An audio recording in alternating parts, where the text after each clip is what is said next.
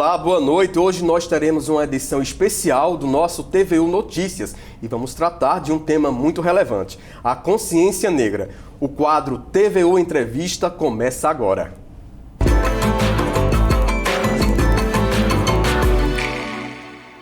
Dia 20 de novembro de 1695, Zumbi dos Palmares foi cruelmente assassinado. A data de sua morte motivou membros do Movimento Negro Unificado contra a discriminação racial a eleger a figura de Zumbi como um símbolo da luta da resistência dos movimentos escravizados do Brasil. Com isso, o dia 20 de novembro tornou-se a data para celebrar e relembrar a luta dos negros contra a opressão.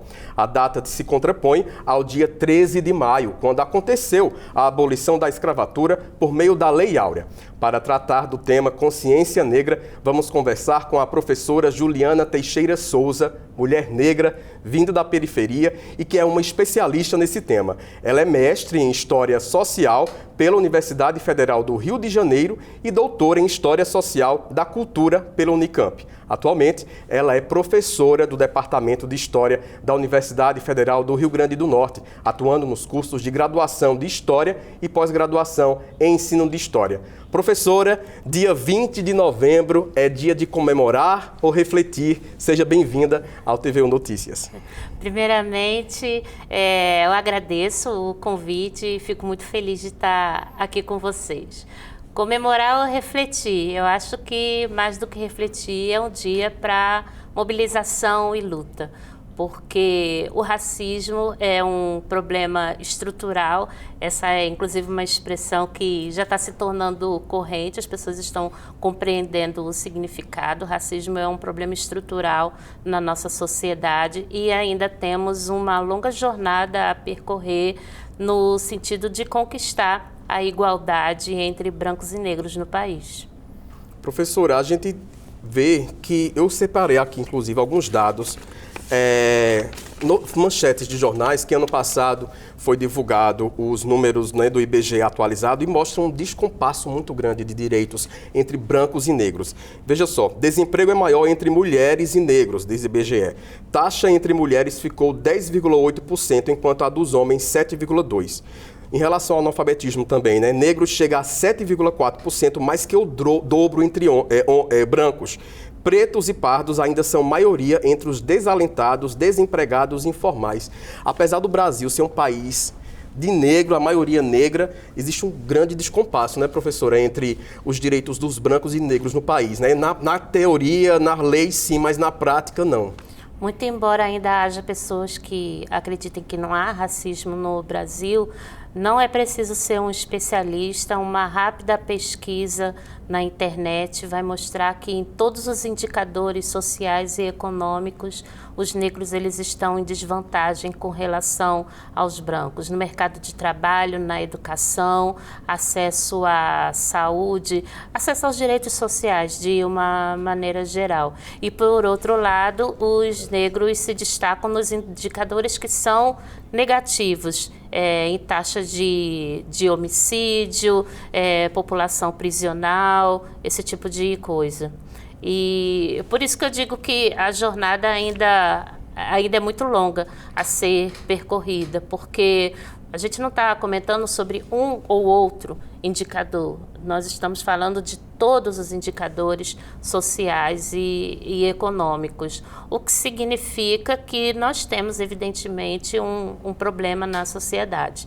A grande questão é que demoramos muito para reconhecer que esse problema existe. E quando não se reconhece que há um problema, não se efetiva nenhum tipo de política pública com o objetivo de resolver. Então, todo o esforço mobilizado por uma parte da sociedade, pela nossa elite intelectual, pelos governantes, em tentar convencer a todos nós e também para a população internacional, para outros países, de que não temos racismo no país, isso acabou atrasando e muito a possibilidade de diminuir essa desigualdade entre brancos e negros. Desses dados recentes do IBGE, o que mais lhe doeu enquanto pesquisadora, enquanto mulher negra da periferia, que você teve acesso, né? A gente foi amplamente divulgado esse ano passado. O que é que mais te chamou a atenção enquanto pesquisadora? Dois indicadores que sempre me sensibilizam em particular são os de morte violenta, de violência, de segurança e com relação à educação. Com relação à violência, porque a juventude negra, ela morre no Brasil em números que são assustadores. Há mais vidas negras, há mais vidas de jovens negros sendo perdidos no Brasil do que em muitas guerras que estão acontecendo hoje pelo mundo. Então, é a dor do jovem, é a dor da mãe desse jovem, são famílias sendo destruídas, abaladas com esses traumas. E um outro problema, sendo professora, que me toca muito é a educação. Inclusive, esses dois indicadores, eles estão intimamente relacionados. Quando nós vamos ver os dados oficiais do IBGE, os anos de estudo da população negra, o tempo médio de estudo da população negra, ele é mais baixo do que o tempo médio de estudo da população branca. E aí alguns podem dizer, mas o problema no Brasil não é racial. O problema do Brasil, ele é social.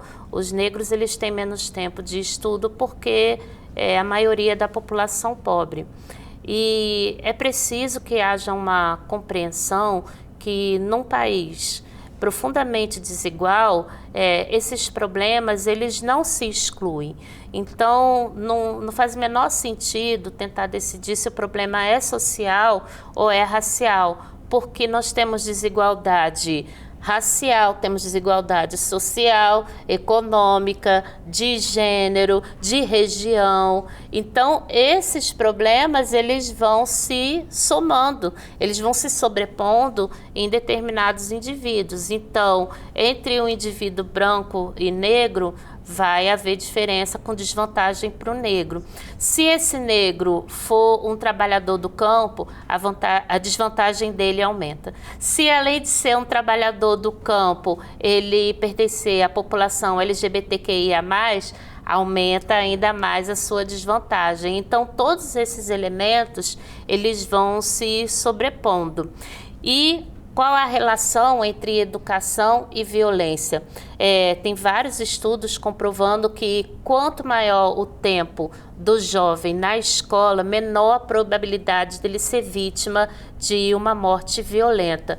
Então, a educação é o caminho. Sim, sem dúvida alguma. Se um jovem ele permanece na escola por pelo menos 9 anos, veja que eu não estou sendo muito ambiciosa, não. Estou falando de terminar o ensino fundamental. Isso diminui em 10, 15 vezes a chance dele ser vítima de morte violenta. Porque se ele está na escola, ele tá aprendendo, ele está expandindo o seu horizonte de perspectiva, de possibilidades. Quanto maior o tempo de estudo dos jovens, menor a possibilidade dele se envolver com o narcotráfico, maior a possibilidade dele se qualificar profissionalmente. Então, todos esses elementos, eles contribuem para que haja uma relação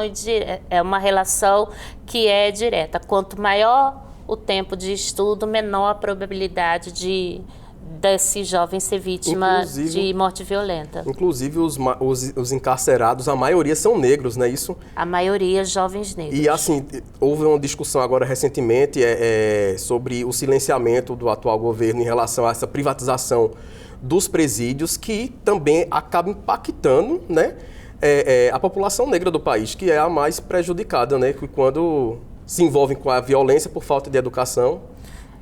Falta de educação, falta de oportunidade.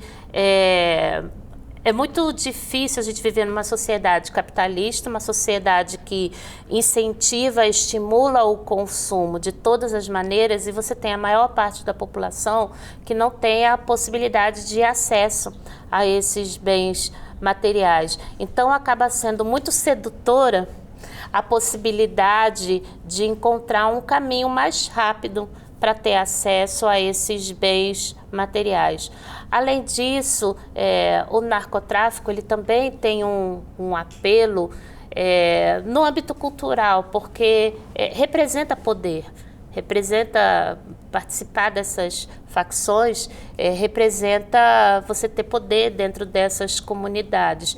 Então, se não houver educação, se não houver amparo para essa população, a gente acaba perdendo esse jogo. Por isso, é indispensável o investimento na educação. É exatamente isso que eu ia falar, assim, pegar esse gancho que você está falando. Eu queria que você comentasse um pouco desses pequenos avanços que aconteceram, tanto no governo Lula, né, quanto no governo Dilma, que deu uma amenizada, pelo menos. Não é o ideal, mas que deu uma reparada no que tem acontecido nesse país, né? Que o negro, infelizmente, está à margem de todos os espaços, inclusive este de universidade, ter acesso ao ensino superior. Quando a gente compara os dados relativos à população branca e negra ao longo de todo o século XX, há uma distância que se mantém de 2,2 anos de diferença entre o tempo de estudo entre o branco e o negro. E as políticas públicas, elas contribuíram para o aumento do acesso à educação. E foi crescendo bem lentamente ao longo do século XX o tempo de estudo, o tempo médio de estudo, tanto da população branca quanto da população negra. No entanto, essa distância entre brancos e negros, ela permaneceu inalterada. E houve um investimento muito forte por parte do governo federal para que 100% das crianças estivessem na escola com 6 anos. E é muito interessante que quando você observa na entrada, os dados são praticamente idênticos da população branca e da população negra. Mas o que ocorre? Ao longo da vida escolar, vai se distanciando o número de negros e brancos na escola. Nós tivemos uma pequena diminuição dessa distância, como eu disse, permaneceu todo o século XX, em torno de 2 anos, 2,2, e ela diminuiu, chegou a 1,6 em 2015. É uma pequena diferença, mas depois de 100 anos, uma diferença estável, tinha sido uma bela conquista. Infelizmente, em 2022, nós vimos essa distância entre negros e brancos voltar ao patamar de 2 anos, 1,9 meses. Eu até me emociono porque você comentando agora, com a entrada de Temer no poder e de Bolsonaro, houve muito retrocesso, né, com relação às políticas sociais que estavam no prelúdio. Sim, elas estavam começando a mostrar resultado. E aí nós tivemos, e eu estou falando desse retrocesso, estou falando da educação básica. Eu não estou falando de outras áreas. Estou falando no ensino superior. No ensino superior, o investimento que foi feito de 2002 para cá, ele é inegável a mudança que ocorreu. Se você pegar dados da década de 1960, 95% da população universitária era branca. 95%. É muito alto. 95%. Eram espaços não frequentados por negros. E em razão das políticas públicas, da expansão de vagas nas universidades, acompanhada da política de cotas, hoje a entrada de brancos e negros nas universidades está quase equiparada, quase 50%, em torno de 47%, 48% dos negros compõem a população discente nas universidades. Mas essa é uma luta que ela não cessa, Por isso, todo 20 de novembro, o tempo de luta é o ano inteiro. Esse é o momento para a gente parar um pouco, discutir um pouco mais sobre isso com o restante da sociedade, mas veja a fragilidade dessas vitórias. Da mesma maneira que houve aquele retrocesso, que eu falei da distância entre brancos e negros no ensino fundamental, pela primeira vez, no ano passado para cá, o número de negros nas universidades caiu. Estava crescendo, numa crescente contínua, e pela primeira vez de 2016 para cá, esse número caiu. Isso mostra que esses avanços, eles são pequenos e eles estão sempre sob ameaça. Por isso que essa luta, essa resistência, ela tem que ser contínua. E é preciso considerar também uma outra coisa, que não basta, a cota, ela é um primeiro passo. Ela contribui para aumentar essa população. As cotas, é preciso esclarecer que não é uma cota somente racial, é uma cota social e racial. Ela é importante, ela ajuda a aumentar a presença desse segmento da população na universidade. Mas a partir do momento que entra, tem um outro desafio, que é permanecer. E nós estamos falando de uma população que está em desvantagem no acesso ao mercado de trabalho, no valor dos salários. É bem mais profundo o problema. Sim, então a população negra, os jovens negros, eles têm mais dificuldade de permanecer na universidade.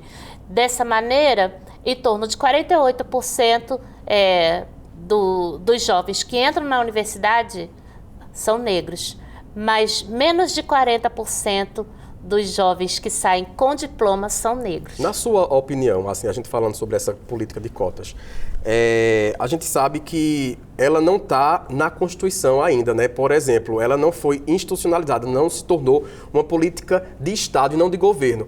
Por que eu abordo isso? Porque o Fundeb foi colocado na Constituição. Então, assim, independente de governo que entra e sai, o Fundeb vai estar ali. Você acha importante essa lei de cotas e outras leis que fortaleçam a permanência de negros na universidade e também possam ocupar outros espaços, estejam também na Constituição, seja uma política de Estado e não de governo? Sim, isso é fundamental. Esses dados que eu trouxe, qual era a ideia inicial? As cotas são estabelecidas e a cada 10 anos a gente revê a situação ou né? Para avaliar se é preciso continuar ou não.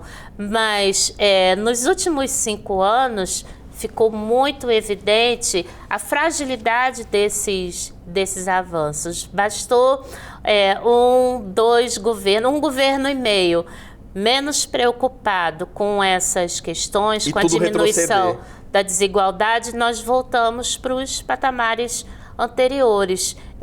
Então, veja, isso coloca para pensar, será que ter essas conquistas num país tão marcado historicamente pelas desigualdades, ter essas pequenas conquistas, justifica o encerramento dessa política pública? Eu penso que é muito cedo para a gente pensar nisso. E considerando o histórico desse país, essa desigualdade ela não vai ser vencida tão cedo, e muito menos sem que esse seja um objetivo, uma política de Estado.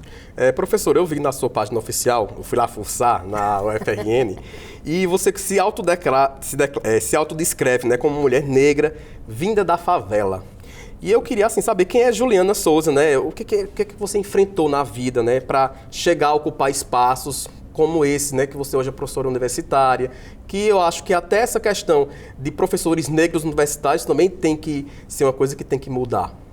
Eu acho interessante que aqui no Rio Grande do Norte tem toda uma historiografia que tornou parte do senso comum a ideia de que não havia indígenas e praticamente não havia negros no Rio Grande do Norte. Então eu escuto muitos relatos de pessoas do Rio Grande do Norte falando do processo de descobrir-se negro. Eu não tive esse processo porque... Você é carioca? Sou carioca, na minha família nunca houve dúvidas com relação a isso. Uma parte da minha família, a parte materna, veio da Paraíba, então tem descendência indígena, certamente, mas o lado materno da minha família, 70 anos depois da abolição da escravatura, estava trabalhando nos mesmos canaviais que os seus antepassados. O norte fluminense, ele é há séculos um grande produtor de cana-de-açúcar. E a minha mãe minha mãe viveu ainda a infância dela nesses canaviais, porque essa é uma peculiaridade da história dos negros no país, que as pessoas têm a ideia que é constituída vem a novela, aí nas novelas, assim, acontece a abolição, aí mostra todos aqueles negros caminhando, indo embora. Isso aconteceu, mas o Brasil é um país muito grande, nós temos várias realidades. Em várias regiões do país, esses trabalhadores permaneceram nas fazendas, não mais como escravizados, mas sim como trabalhadores assalariados. E foi o caso da minha família. Viveram naquela região como escravizados e lá permaneceram como trabalhadores pobres do campo. Para você foi difícil, professora? Olha, essa dificuldade ela é muito relativa, porque minha mãe passou fome.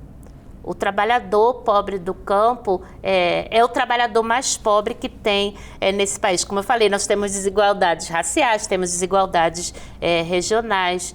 Minha mãe passou fome, eu não passei fome. Então, dentro dos parâmetros nos quais eu nasci, eu tive uma vida de abundância. Eu fui privilegiada em vários quesitos. Meu pai a vida inteira trabalhou no mesmo lugar, então ele tinha um emprego estável, não era servidor público, mas ele tinha um emprego estável para uma população que dificilmente tem acesso ao mercado formal de trabalho e quanto mais uma estabilidade de emprego. Então, tinha esse tipo de coisa. Então, dentro desse parâmetro, eu era privilegiada. Eu nunca precisei deixar a escola para trabalhar. Meus pais não precisaram que nenhum filho fosse tirado da escola para estudar. Era uma questão para eles muito importante que os filhos estudassem. Então, houve essa preocupação e graças a essa preocupação dos meus pais, eu segui estudando. Mas num ambiente em que isso não era comum. Nos anos 90, a média de tempo de estudo de uma mulher negra... Na sua sala, por exemplo, tinha muitos negros ou era a maioria? Não. A média de tempo de estudo da mulher negra nos anos 90 era de 4 anos e meio. Ou seja, não ia além dos anos iniciais do fundamental. E eu cheguei no ensino médio. E aí, quando eu cheguei no ensino médio, meus pais nunca sonharam com universidade, e um filho fazer faculdade, porque a desigualdade era tão grande, essa era uma possibilidade tão remota, que não é que os pais não planejavam, eles não sonhavam com os filhos entrando na faculdade. E eu cheguei em casa, um dia eu vi colegas falando sobre isso na escola, e eu cheguei em casa, eu quero fazer faculdade. Eu não tinha documento. Eu tirei carteira de identidade, CPF, carteira de trabalho, título de eleitor, tudo no mesmo dia. Porque eu descobri que se eu não tivesse documento, eu não podia me inscrever na universidade. Eu só tinha a minha certidão de nascimento. E aí você pensa, nossa, mas não tinha um documento? Eu não bebi água filtrada até os 7 anos. Porque os meus pais não sabiam que beber água filtrada era importante e evitava doenças. Então, você veja a contradição. Eu continuava avançando no estudo, tendo acesso a um mundo que era completamente desconhecido, para minha família. No entanto, eu continuava convivendo com essas situações.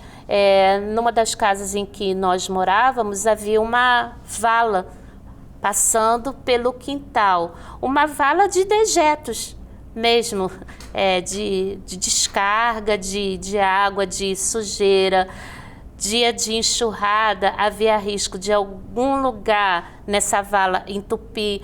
Mais de uma vez a minha casa encheu d'água. Mas no morro, como vai encher d'água? Isso, o entulho desce, a sujeira desce, entope as valas e a água ela vai transbordando. Então, tive que lidar com isso. Em casa, chovia mais dentro do que fora, além de ter que lidar com a violência. E você acabou sendo essa primeira pessoa a estudar na faculdade, você quebrou o ciclo. Sim, sim. Como é que é hoje? Você olha para você hoje e diz assim, poxa, eu quebrei um ciclo familiar. Ainda bem que eu tive pais que acreditavam na educação. E quando eu digo que educação, ela muda a vida de uma pessoa, ela muda. Manter um estudante na escola, sobretudo se ele for um jovem negro, você está, em primeiro lugar, salvando a vida desse jovem. Porque se ele está na escola, ele não tem risco de ser assassinado. Os meus pais, eles acreditavam muito nisso. E é algo que eu devo a eles. Todo o esforço que eles puderam fazer para manter os filhos na escola, eles fizeram. E eles fizeram muitos sacrifícios para que isso acontecesse.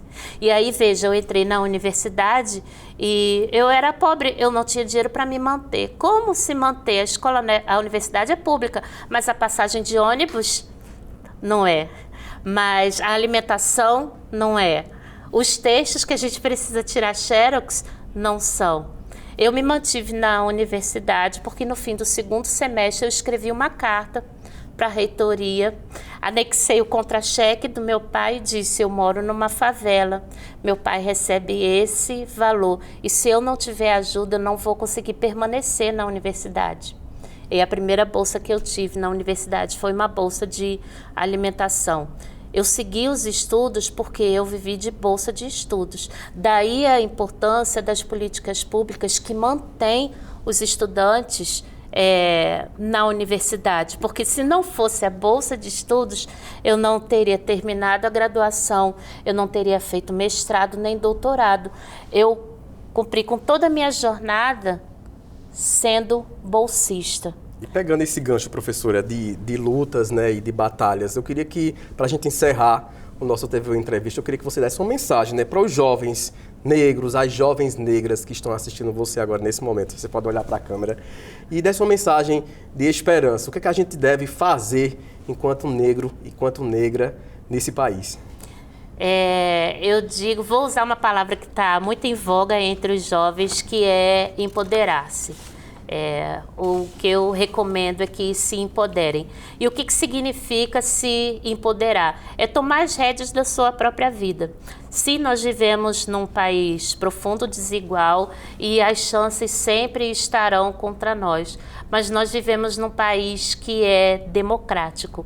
Existem caminhos, existem possibilidades e nós precisamos lutar, não só para aproveitar esses espaços e essas oportunidades, como também para alargar, ampliar esses espaços e oportunidades para aqueles que virão. Então, informem-se, estudem e não desistam, porque haverá momentos em que tudo vai parecer tão difícil, mas insistam, porque é possível. E somente com essa luta, com essas vitórias que são alcançadas, as duras penas, um tijolinho por tijolinho, que nós vamos construir um futuro muito melhor. Professora, muito obrigado por sua presença no TVU Entrevista. E o TVU Entrevista fica por aqui. E lembramos que esse episódio ficará disponível na página do TVU no YouTube. Uma boa noite para você e até a próxima.